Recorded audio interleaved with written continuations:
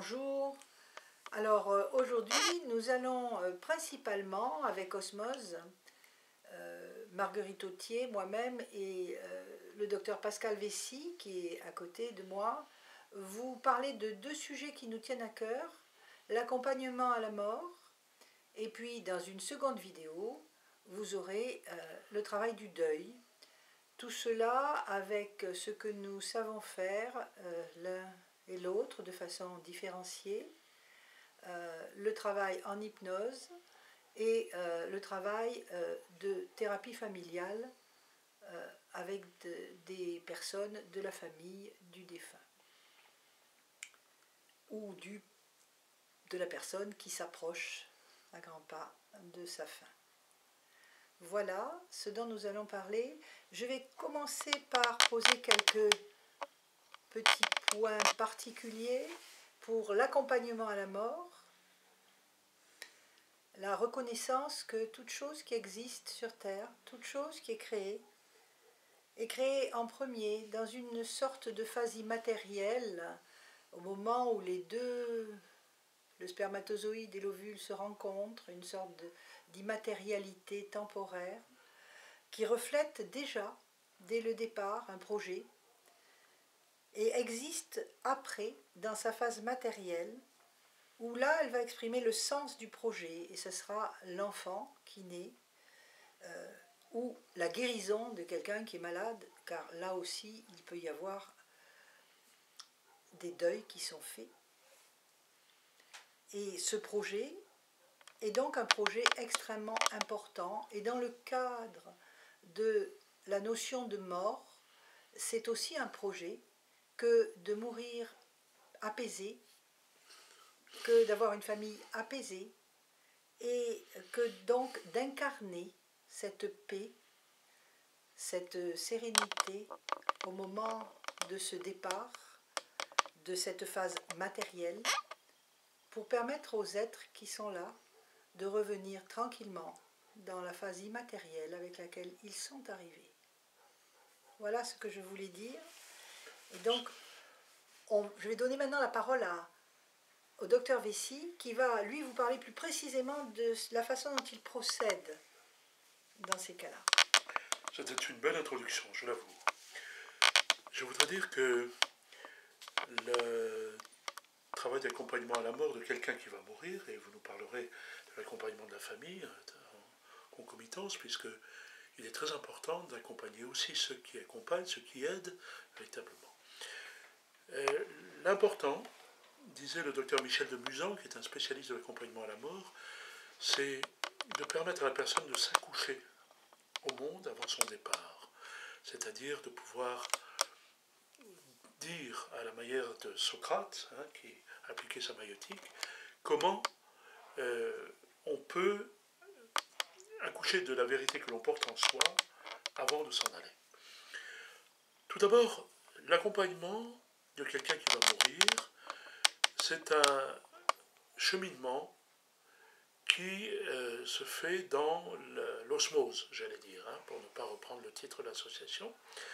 C'est-à-dire que si on prend l'étymologie latine, ad cum panere, ad c'est aller vers, cum ensemble, panere l'usage du pain, la consommation du pain.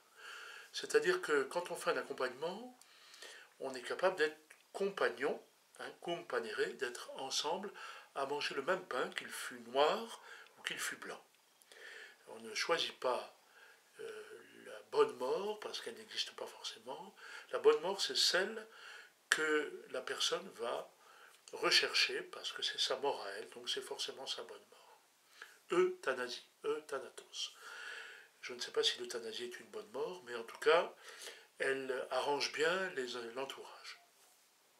Alors, aller ensemble vers l'usage du pain, c'est être capable d'être compagnon, c'est-à-dire de faire la route ensemble, sans avoir un projet sur l'autre, au passage. Il ne faut pas partir en pensant qu'on va obtenir ceci ou cela, ou qu'on va le conduire à telle ou telle chose. Si on peut l'aider à s'accoucher de lui-même, c'est déjà formidable. C'est une belle image de la vie. Alors, accompagner, c'est si vous pouvez regarder mes mains, ce n'est pas se tenir devant, c'est-à-dire montrer la route à suivre, au risque d'être dominant. Ce n'est pas se tenir derrière, au risque d'être un suiveur, simplement, et de porter les bagages derrière. C'est d'être à côté. Et quand on accompagne, on doit se tenir à côté, c'est-à-dire avec la possibilité de revenir en arrière, de changer d'avis. Ce n'est pas défendu de changer d'avis. Et vous savez que l'accompagnement de quelqu'un qui va mourir au jour le jour, c'est quelque chose qui peut renvoyer à des changements. Un jour, il est en exaltation, il est plein d'un enthousiasme parce qu'il a appris une bonne nouvelle, et un jour, il est au fond du trou, et c'est vous qui êtes le punching ball à ce moment-là, c'est-à-dire que vous allez essuyer un certain nombre de critiques. Alors ça, il faut savoir l'accepter. Après, il y a tout un tas d'autres choses qu'il faut savoir accepter. Je rentre déjà dans la pratique. C'est d'abord soutenir le regard.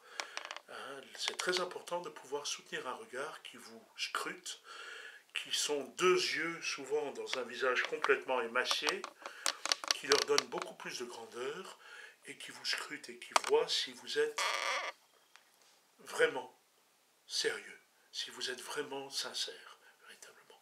Il faut que vous sachiez que quand vous rentrez dans la chambre d'un mourant, d'abord il faut vous préparer avant de rentrer dans une chambre.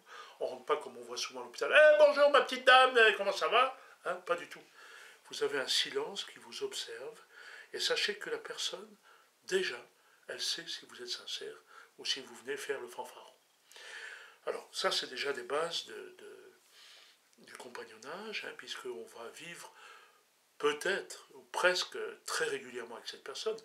Dans le cas le plus intense, c'est tous les jours. Dans le cas le plus moyen, c'est toutes les semaines. Mais en tout cas, on va être très souvent avec lui, donc on va subir ses hauts et ses bas. Et il faut se souvenir à tout moment que cette personne, s'il y a par exemple une équipe soignante autour de lui, que ce soit à l'hôpital ou à la maison, ça reste le capitaine de l'équipe. C'est-à-dire c'est lui qui donne la direction, qui donne le cap. Un cap, ça a donné capitaine. Et nous n'avons pas à lui dire ce qu'il faut faire. Nous n'avons pas à lui dire comment il faut mourir. C'est sa mort à lui. Souvent, il vous dira que c'est la première fois qu'il meurt, donc il découvre. Mais en tout cas, c'est sa mort à lui, c'est-à-dire cette manière qu'il a de découvrir un cheminement vers l'absolu, vers l'infini. Alors, cette phase se situe bien avant ce qu'on appelle la phase de l'agonie. En grec ancien, agonos, c'est se tenir, ne plus avoir connaissance du monde. Et très souvent, les gens qui rentrent en agonie, c'est comme ça qu'on sait que la mort est imminente, ce sont des gens qui se situent entre deux mondes. Ils sont à la fois ici, mais en même temps, vous les voyez de temps en temps partir sur un autre plan. C'est aussi le moment où on peut voir sa famille, ses chers disparus qui viennent vous attendre là, et qui sont parfois, paraît-il, ça je ne peux pas vous le prouver, autour du lit ou pas loin de celui de la personne qui va mourir. Je me souviens de la mort de mon père, puisque c'est bien de donner des détails pratiques, qui est mort d'un cancer généralisé de la prostate, et sur la fin, il mélangeait sa maman avec la Sainte Vierge des chrétiens. Et il me disait, elle est là, tu sais, elle est là. J'ai jamais pensé à rire de ça, parce que de même que certaines personnes ont des perceptions très subtiles, dans certaines conditions, les gens qui vont mourir aussi sont entre deux plans et perçoivent d'autres choses. Alors, ce n'est pas une grande affaire, l'accompagnement à la mort, comme on pourrait le penser, mais c'est une affaire où il faut être là de tout son cœur, véritablement. Il faut également ne pas, et Marguerite Autier en a parlé, ne pas tomber dans ce qu'on appelle le prétexte du deuil. C'est très différent d'être dans un deuil déjà présent, on en parlera tout à l'heure à propos du deuil, dans une autre vidéo, et d'être dans le pré-deuil, c'est très différent. Le pré-deuil, ça consiste à envisager ce qui va se passer quand l'autre sera parti. Comment on va réaménager sa vie, évidemment, sans sa présence, mais on ne considère pas qu'on est en train de veiller un mourant. Un mourant, c'est un vivant jusqu'au bout. Et donc, le but, c'est de lui permettre de compléter la fin de sa vie en ayant le cœur, c'est ce que disait Madame Autier, le cœur apaisé. On peut mourir guéri également. Ça vous paraît étrange, je dirais presque guéri dans l'esprit, si je voulais être spiritualiste, mais on peut mourir guéri de sa vie, des avatars de sa vie, des vilainies qu'on a essuyées, et pourtant on va mourir, vous allez me dire, oui, on va mourir, mais on va mourir apaisé, on va mourir en paix. On aura pardonné à ce monde, se sera pardonné à soi-même, c'est important de se pardonner à soi, et on aura pardonné aussi aux gens qui, pensons-nous, nous auront fait des misères ou du mal. C'est peut-être un moment d'ailleurs très particulier, de même que j'ai prononcé le mot de spiritualité, eh bien c'est un moment extrêmement favorable à la recherche de ses racines religieuses, de ses racines spirituelles. C'est le moment où on va mourir. Voilà, je voulais dire ça en préambule pour lancer quelques pistes. Je vais laisser maintenant Madame Autier compléter. Alors, je suis tout à fait d'accord avec ce que vient de dire Pascal. En fait, ce que je voudrais rajouter, c'est que la mort, c'est le moment de régler ses comptes. De régler ses comptes avec un minimum de dégâts, non seulement pour l'individu, mais pour la survie du système auquel il appartient. Et même, je dirais plus loin, pour la survie de l'espèce. Car il y a quelque chose de bien particulier, un être en paix donne cette paix à l'ensemble de son système familial, qui lui-même la communique dans son environnement professionnel, qui est donc dans les nations, etc. La paix de la mort, la paix de celui qui va mourir, va rayonner au-delà de simplement sa personne. Elle va rayonner bien entendu à l'intérieur de lui et autour de lui, mais elle va rayonner aussi sur le personnel soignant qui est là, elle va rayonner sur sa famille et de ce fait, elle rayonnera sur tous les autres systèmes qui sont là autour. Car les choses étant liées entre elles, étroitement liées entre elles, on est dans une forme de conscience collective. On n'est pas uniquement au niveau de la conscience individuelle de la personne, de son ego, de ce qu'il a fait dans sa vie, de ses avatars, mais on est aussi à un moment important où il peut y avoir une meilleure harmonisation de son système familial, de son système personnel et de son système familial. Et là, on répond à une conscience beaucoup plus collective. Et ayant répondu à cette conscience collective, ça permet non seulement à l'individu, mais au système auquel il appartient, de se tourner vers une conscience plus spirituelle, qui va se refléter à travers des formes religieuses, des philosophies de vie, etc. Et donc, c'est ça qui est très important à conduire chez une personne. La conduire sur ce chemin où, passant de sa conscience individuelle et de ses peurs éventuelles, de ses souffrances, elle entre dans une conscience plus collective, sentant cette appartenance, réentrant dans cette harmonie, retrouvant sa place. Et cela lui permet à ce moment-là d'évoluer vers une conscience plus grande encore, qui est la conscience de son être profond, de son essence, de ce pourquoi elle s'est matérialisée là, dans cette époque où elle est, avec ce qu'elle a vécu. Et donc ça modifie beaucoup de choses sur un plan matériel, physique, je dirais, chimique, corporel, ou même ça peut harmoniser et réguler les relations entre les différents systèmes du corps, même si c'est le moment de la mort. Et sur un plan aussi plus énergétique qui se trouve à l'intérieur de la personne, mais autour de la personne. Elle baigne dans tout un ensemble, un faisceau de matières qui ne sont pas uniquement son corps. Nous sommes reliés les uns aux autres, car d'une manière très simple, si on y réfléchit un tout petit peu, nous sommes construits par des cellules, et des bactéries et des rétrovirus, mais par beaucoup de cellules, et chacune de ces cellules comprend des molécules qui elles-mêmes se décomposent en atomes. Et donc, finalement, les règles qui s'appliquent aux atomes, dans l'infiniment petit, s'appliquent aussi à nos atomes, à ceux dont nous sommes constitués. Et donc, on sait bien maintenant, grâce à la physique quantique, même si tout n'est pas très clair des fois pour tout le monde, qu'il y a des liens entre chaque groupement d'atomes, entre chaque particule, des liens pas toujours très clairement identifiés, mais des liens quand même, qu'il y a un principe de non-localité dans la distribution de ces particules. Et donc, tout cela fait que l'accompagnement à la mort, c'est un accompagnement quasiment sacré, au sens sacré ancien. Les choses sacrées, ce ne sont pas des choses... c'est pas aller se faire un paternoster tous les jours ou aller faire une prière à la Vierge Marie. Ça fait partie de rituels que l'on peut répéter, mais si s'ils ne sont pas sacrés pour la personne qui les répète, ils n'apporteront rien. La messe est un sacrement sacré, mais qui n'est pas toujours considéré comme tel. Et donc c'est un rituel un peu mort. Donc là, on entre dans un rituel vivant. L'accompagnement à la mort est un rituel sacré, vivant. Aussi étrange que cela puisse paraître. Et moi, de mon côté, j'accompagne plutôt les vivants qui accompagnent ceux qui vont s'en aller. Et donc, j'accompagne des groupes de personnes, qui vont avoir besoin, par des paroles, par l'expression de leur tristesse, par l'expression de leur colère, voir partir quelqu'un qu'ils aiment bien, qui vont avoir besoin d'exprimer ça et que ce soit reconnu.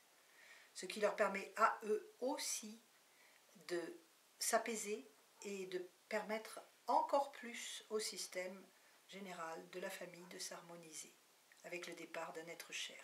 Alors ça, c'est valable pour le départ de quelqu'un, mais c'est valable aussi parce que la mort, ça peut être la mort d'un travail.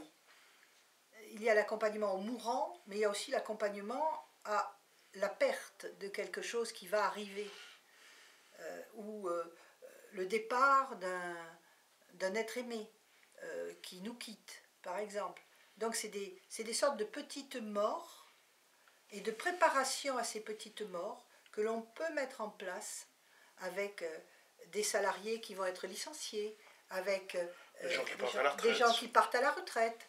Voilà, exactement, je n'y pensais plus, retraite. Des gens qui partent à la retraite et qui donc ne vont plus être dans la même situation. Et là aussi, il s'agit de pouvoir accompagner des groupes, des personnes qui partent à la retraite, soit seules, soit en couple, et donc de pouvoir leur permettre d'exprimer tout ça.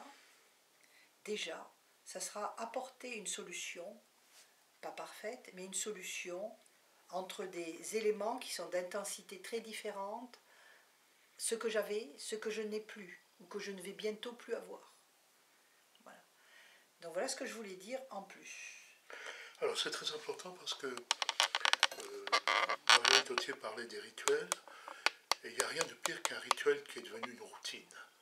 C'est-à-dire qu'il perd son caractère sacré, il devient juste des choses qu'on répète, parce que c'est la coutume. C'est une coutume, ce n'est pas quelque chose de sacré. Le sacré, ça nécessite une présence à soi, ça nécessite une présence aux autres.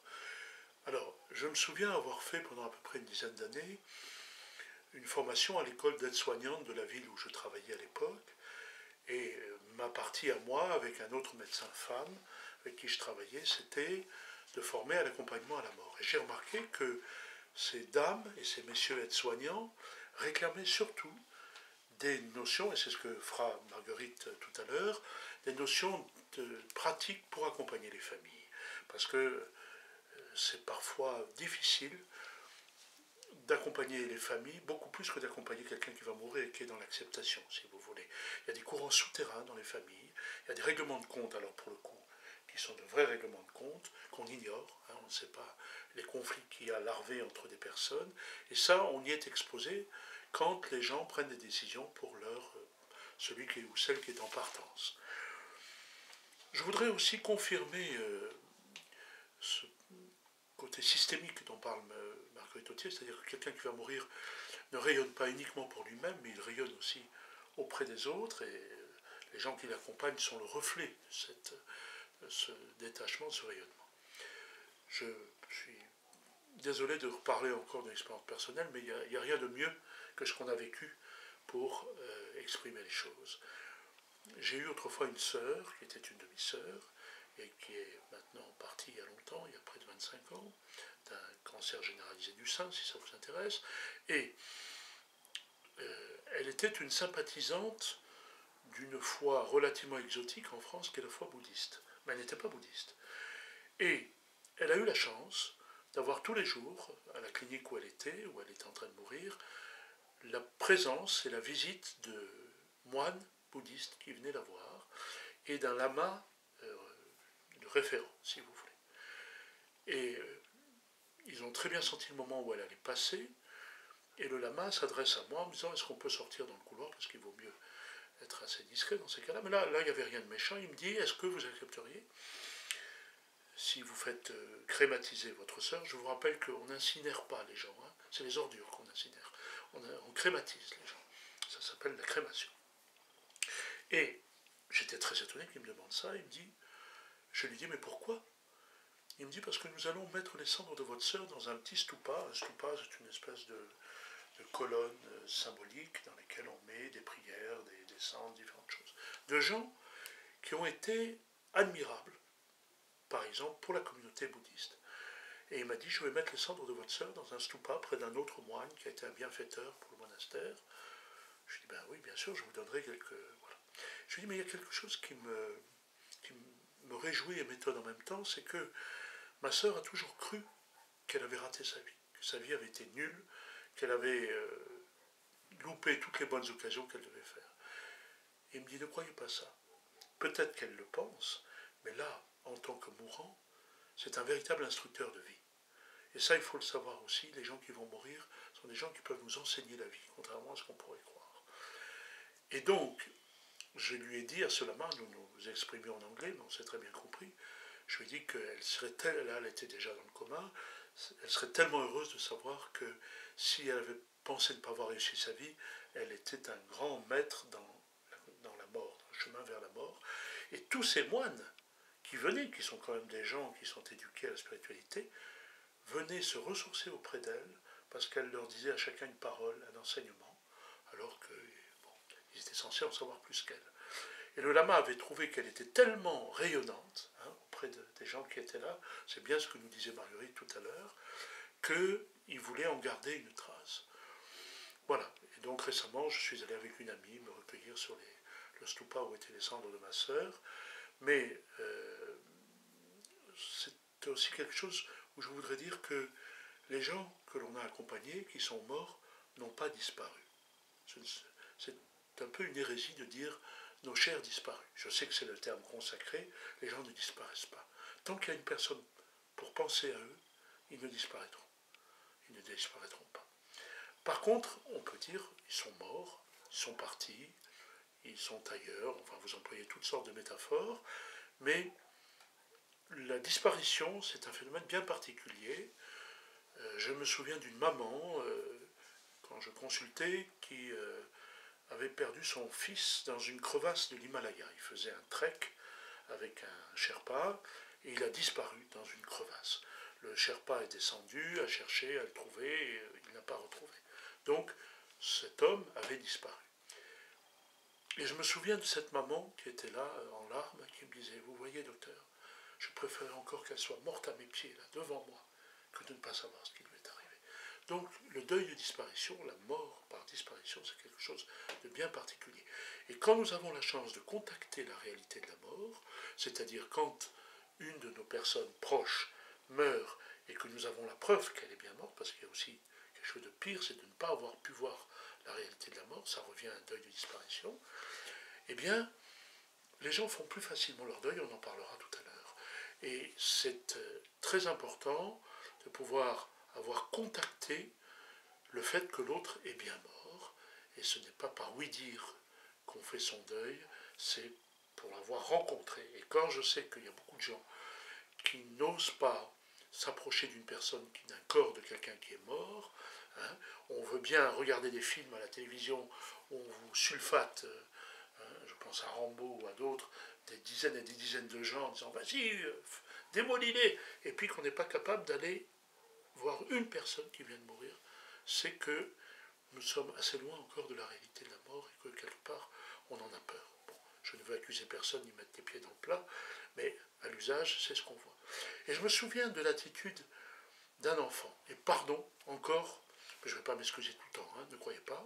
Et pardon encore de parler de quelqu'un que je connais, qui est ma fille. Ma fille avait 7-8 ans, quand son arrière-grand-mère est décédée d'un accident de voiture. Elle avait été happée par une voiture. Elle rentre dans la chambre mortuaire où nous avions mis les candélabres, enfin tout ce qu'on imagine.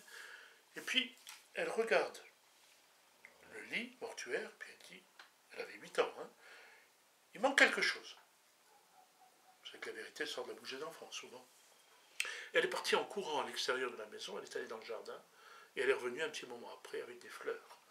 Et elle a mis tout autour de la personne qui était morte des fleurs. Elle a fait une sorte de cercle de fleurs autour d'elle. Et après, elle était satisfaite, elle a regardé, elle a dit « Ah ben voilà, comme ça c'est beaucoup mieux ». Voilà comment elle prenait la mort de son arrière-grand-mère, alors que nous pensions qu'elle n'allait pas supporter cette vision-là. Ben, elle l'a pris très très bien. Elle l'a pris justement avec cette poésie dont parlait, ou qu'évoquait Marguerite. Et j'avoue que tout ça a rayonné sur la communauté qui était là dans la chambre mortuaire. Et tout d'un coup, nous nous sommes sentis délivrés de quelque chose, de la, plus loin, pesanteur de cette situation-là. Voilà. Et donc, il faut bien savoir que cette occasion de mourir, dont vous avez entretenu Marguerite, c'est l'occasion d'un grand moment d'humanité. C'est l'occasion d'un grand moment de transcendance, qu'elle soit religieuse, spirituelle ou simplement humaniste. C'est l'occasion de se transformer soi-même, de pouvoir changer des choses qui n'ont jamais pu être changées dans sa vie. Quand Marguerite disait « on règle ses comptes », ce n'était pas du tout péjoratif ce qu'elle voulait dire. Elle voulait dire simplement que c'est un moment des plus opportuns pour faire des choses qu'on n'a jamais fait jusqu'à maintenant.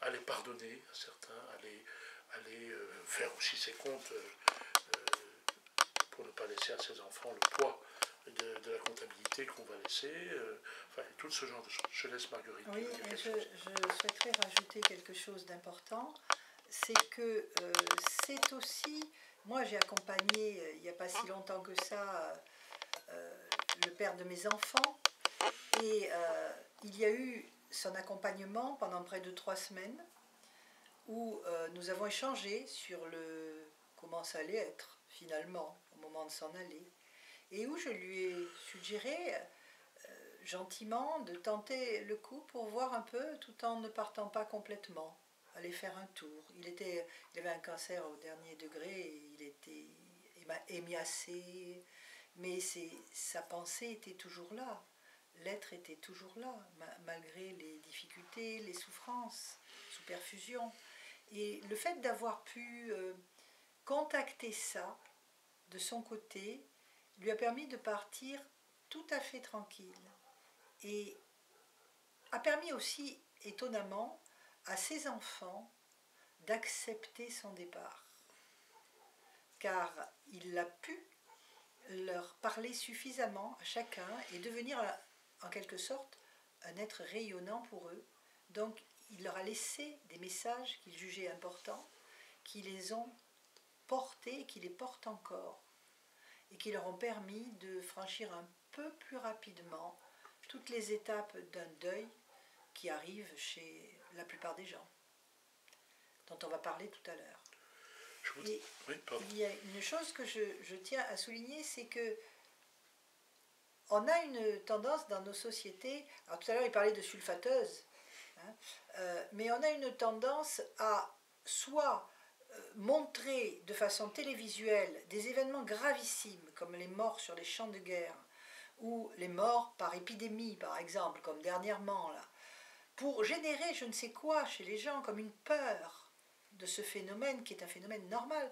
Et je vais dire de façon plus rigolote peut-être, mais la feuille d'un arbre, on ne se pose pas la question du moment où elle va tomber de l'arbre, elle sait que cela va se produire, et ça fait partie de la vie. La vie et la mort sont les deux facettes de la même chose. Et donc il serait peut-être temps que notre humanité, dans toute sa splendeur, accepte cela et se rende compte que chacun de nous mourra. Alors bien sûr, chacun de nous mourra toujours plus tard, mais plus tard, qu'est-ce que ça veut dire? Nous n'avons pas ce choix-là, nous avons le choix de l'acceptation et de la préparation.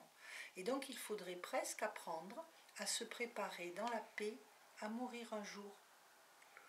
Ce serait une bonne chose que que d'apprendre ça et de vivre sereinement avec. Voilà ce que je voulais rajouter.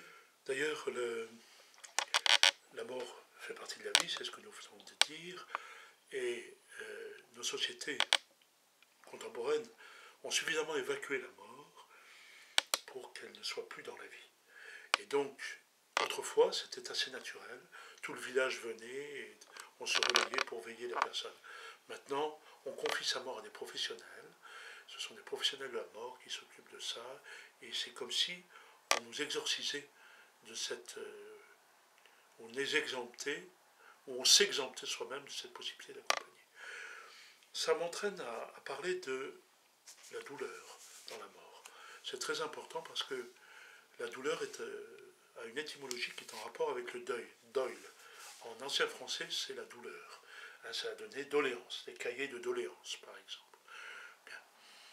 Je crois qu'il faut accepter, à condition de ne pas en abuser, pas de faire des piqûres de Rivotril à tout le monde pour les assassiner, mais je crois qu'il faut accepter d'utiliser des antalgiques et des co-analgésiques. Qu'est-ce que c'est? Eh bien, les antalgiques, ce sont ceux que vous connaissez, sont des dérivés de la morphine. Vous entendez bien le mot, la morphine. Et les co-analgésiques, ce sont d'autres classes de médicaments, comme les anti-inflammatoires, comme les benzodiazépines, comme les antidépresseurs, qui viennent aider les antidouleurs pour, on a remarqué que ça a amélioré encore plus le confort de la personne. Il ne faut pas ne pas utiliser ça parce que ça permet aux gens de pouvoir prier, de pouvoir parler, de pouvoir chanter, de pouvoir regarder des films de famille qu'on a envie de revoir, des choses comme ça. Si on a mal, on est accaparé par sa douleur et on ne peut rien faire. Donc, messieurs, dames, veuillez accepter l'usage des douleurs. En général, c'est le fait de ce qu'on appelle les équipes mobiles de soins palliatifs. Dans le temps, j'avais créé avec d'autres médecins une association d'accompagnement et de soins palliatifs et nous avions bien insisté sur la question de la douleur. Je rajouterai un petit point parce que depuis quelque temps c'est utilisé par exemple en Suisse notamment, mais ça viendra peut-être un jour en France. On utilise un produit dérivé du chanvre et qui semble avoir des fonctions beaucoup plus intéressantes pour apaiser les douleurs que